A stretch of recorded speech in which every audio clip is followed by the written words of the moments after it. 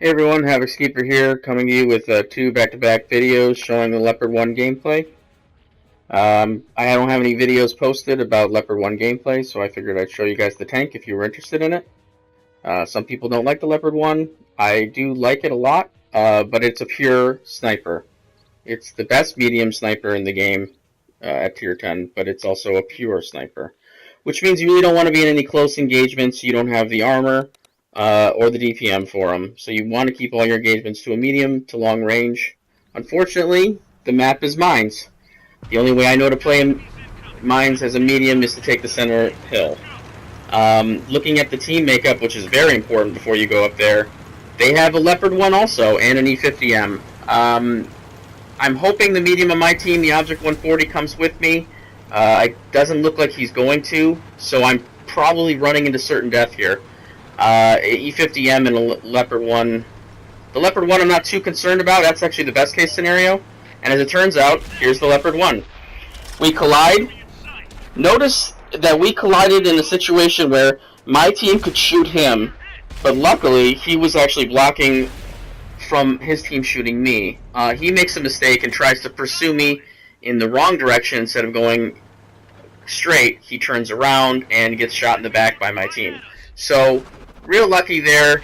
There's the E50M. I'm sure he's cursing him out in game chat right now because he was all alone in a one-on-one engagement, which ended up being me and my team because my team shot him in the back.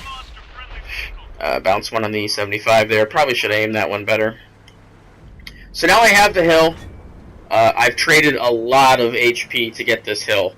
Taking the hill in this map is a high-risk, high-reward scenario. When you take it and you own it, like I do right now, I can look over their entire team. I can light their tank destroyers, and as you're going to see here, I light their artillery, which is a great reward.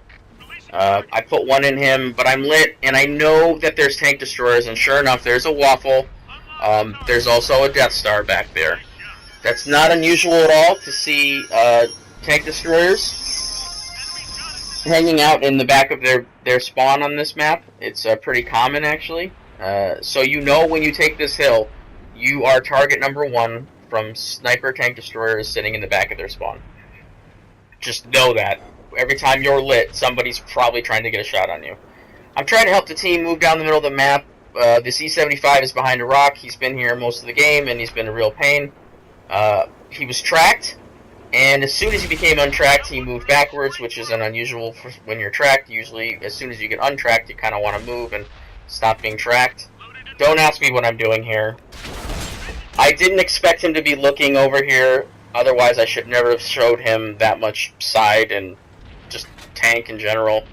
Apparently, me shooting him in the butt got his attention, and he was trained in on my position, and I didn't see that coming. Okay, so artillery's still alive, which is too bad, but I'm going to see... Yep, here we are. And he's gone. I didn't aim there. This is a very accurate gun. It wasn't just laziness. Sometimes when I don't aim, it's because I'm more interested in keeping a third-person perspective of everything else that's going on around me, and I don't want to get scoped in there. I don't want to get scoped in there on the artillery, at the same time get hit by a Waffle shell, because at this point, a Waffle shell, and certainly a Death Star shell, would be the end of the game for me. So these guys, I'm a one-shot to all these two tank destroyers up here, and looking at the team makeup, their team is all tank destroyers. So there's all types of tank destroyers out there somewhere. There's the Waffle Jr., there's a Rim, so there's a T28 prototype. I think he's the only one that I'm not a one-shot to. And I put one into his side. Now I'm lit, and I gotta get behind cover. And cue Waffle shell. So I'm not making up my concerns here. I am their top priority target. I have the view range to keep them lit for my artillery and my teammates, and I have the sniper gun to put shots into them. So I'm making the Waffle's life hell over there. Haven't seen much of the Death Star. He's in a place that I'm not too concerned. The team doesn't really have anything going on the west side of the map, and I'm looking at the remaining tanks, all those German tank destroyers. I'm pretty sure they're over there. I want to get vision for my team, so I'm going to go up here and see if I can just spot a couple TDs that are laying in wait. But it's not working out. I have incredible view range on this tank. Not only is it a 410 view range, I believe, but I have optics and both the view range skills, so I'm maxed out there. But I couldn't see anything, and based on my health pool, I don't know how much I want to catch one of those tanks and be lit. So I'm going back to a situation that I'm already familiar with, which is spotting the TDs on the hill. My team seems to be doing alright. We're winning the tank count. I don't know what this Object 140 next to me is doing. Pretty sure he's a good player, but I think he's just trying to farm the Waffle, who is being very cagey and not standing out in the open, which is, you know, good for him. So the Object 140 says, alright, enough of this passive scouting. I've been here all game long. Unlike the Object 140, I took the hill by myself and a Leopard. So I'm not going to sit here all day and just wait. I get a really nice shot in the eyebrow of the 183 there. Probably not fair. I'm sure the 183 is not happy about that. That was just a kind of a lucky pen. Once again, you know, I'm lit, and then I pull back right away.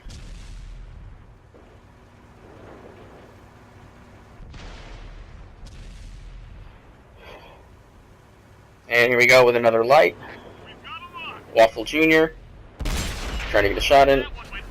Notice I'm not lit right now. I'm shooting through a bush, and I also do have muffled shot on, plus my camo rating. All these things together, it's always nice to be able to shoot without being lit. The Waffle doesn't seem to really respond to the fact that he's taking shots. Here's the big Waffle is just doing the dance right now, because every time he's lit, he's concerned that he's going to get hit by Artie. He's got tanks on all directions, so he is just tap dancing. Well, game's pretty much wrapped up now. Just trying to see if I can squeeze a shot into one of these tank destroyers. Rather not get destroyed at the end of the game. I feel like I won this game for my team by taking that middle road. It may have been suicide to go there. If the E50M and the Leopard 1 had both tried to come up there, I probably wouldn't have survived. With that being said, my Object 140 could have come with me, and he didn't. So both Leopards got left out there.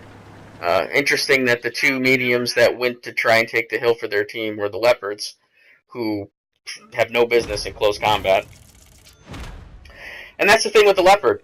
You want to keep your engagements to medium to long range. This is a good game for a Leopard. It's not by even remotely close to my better games. I have some really great games in the Leopard. But it's actually 2 marked. I don't know. It may have dipped down below the 85% in the last couple of games. I've been trying to platoon with the tank. It doesn't work in platoons. Your platoon is going to want you to push up with them. And there are times where, as a Leopard, you should be staying back and sniping, and that's what this tank does best. It has incredible maneuverability, probably the most maneuverable medium in the game, and that maneuverability is an incredible weapon. At the same time, it's more of a defense than anything else, because you can get to aggressive positions, light the enemy, and then if the position gets overrun, you have to recognize that quickly and get out, and you have the speed and maneuverability to leave an overrun position. I'm really not trying to mess with the STB-1 here. I just kind of lost control of my stick there for a second. I'm pretty excited that the STB-1 is coming over here. It's very important to see what tanks are going where. I don't want to be left out in the cold here with nobody behind me, and the STB-1, this is his element right here. He's got the hills to use his turret armor and his DPM. I'm going to spot the tanks that are going across to the 9 line. Right here, and I'm lit, and that is not what normally happens. I get a shot into the Chieftain. If you see what happened there, there's a pattern, and I eat a shot from the Chieftain here. Rather not do that. I have no turret armor at all. There's really no armor on this tank, so if somebody hits your tank, it's going in probably. I throw one into the lower plate of the Chieftain here, so now I got 2 shots into the Chieftain. That's a good start. The E75 still trying to cross. I actually just kind of auto-aim him there. It's a very accurate gun, so you really can pull off some decent auto-aim stuff. I didn't zoom in. I get another shot into the Chieftain here who exposed way too much of his tank. Sometimes I don't zoom in just to keep perspective on all the stuff that's going on around me. If I miss, I miss, but this is a very accurate gun, so missing is not the norm. Now I'm in a bad spot with the Chieftain. He's got the turret armor, he's got the gun. I don't have any of that. I don't have the turret armor or the DPM, and we're way too close. So I'm looking for just some different shots here. I'm trying to explore some different things. I come over here, and lo and behold, there's a Motherland just kind of off in the distance. Perfect chance for me to snipe. I catch him side turret. It's probably kind of a lucky shot. Alright, so I'm going to go back and see if I can support my team a little bit here. We have plenty of tanks here. As I said earlier, that Patton, that he's got the view range advantage on every tank in the game. I'm normally not going to be lit there watching those tanks, and I'm usually dark sniping them as they go by. I think it's me who's seeing this IS-3. I don't know who's spotting him, but he's out in the distance. He's probably surprised to be lit, and he tries to back up, and just allows. At this point, I'm just going to farm him from this distance. He can't see me. I see him. I have the sniper gun, the accuracy to shoot him. He wisely decides to hide behind a house over here, and farm time is over. I leave him on a one-shot. This Batchat is rushing this Patton to clip him. 2, 3. He's going to put the fourth one in him. I think I make the difference there. He made, I don't know if he would have, he probably would have clipped the Patton. Probably. But just to be sure, I put one more in him. He still gets the kill shot. Now, our Chieftain buddy is over here. I shoot him in the side. Everybody's kind of circling him. I'm tracked. And I don't have repairs on this Leopard. I just haven't gotten to it yet. So I have to use a repair kit, and the reason why is because the Chieftain shoots so fast that he would have kept me tracked and killed me. And I knew that, so I had to use the repair kit. Luckily, I had a repair kit. If I didn't, I would have been dead. Now you're going to see the sniper gun. Cupola shot with heat into the E5. That's a nice shot. It's nice to be able to do that. But then you're going to see me miss the shot. This is my fault. I aimed way too low on the lower plate. I mean, RNG could have given me the lucky shot and made it go a little bit higher, but it also pretty much put the shell exactly where I aimed, which was way too low on the corner. Especially with heat, I didn't need to aim that low. I could have hit him anywhere in the armpit of his front plate, and I'm sure it would have penned. This tank is plenty of pen with its accuracy. And that's where I think some people get upset with it when the gun doesn't do what you want it to do. They say, well, that's the big thing with this tank is its gun. And you expect perfection from it, and it's not going to be perfect. IS-4. I kind of snapped that shot up because I know he's about to dip behind the hill. I just wanted to get some side turret on him. Probably not. I wasted that heat shell. So I went to APCR. I really don't want to shoot a lot of heat. Not only for silver, just for posterity, I guess you could say. It's just I frown upon using heat, especially when you're talking about Russian heavies, and heat don't go very well together because of their spaced armor. They'll absorb a lot of the heat shells. But an IS-4 is a real tough customer. I am flanking here, trying to help out the poor tanks that were left on the west side of the map. I feel like we put a lot of tanks on the east side of the map. I wanted to do a tracking shot with damage there, and I got the damage, no track.